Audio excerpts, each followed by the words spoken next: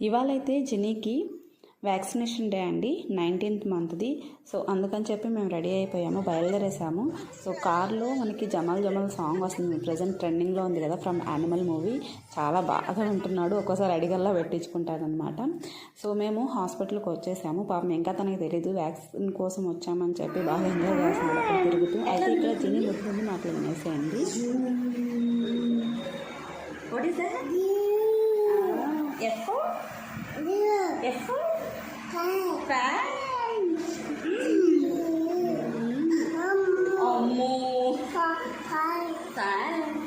ఎందుకు వచ్చాను తెలుసా మనం ఇక్కడికి?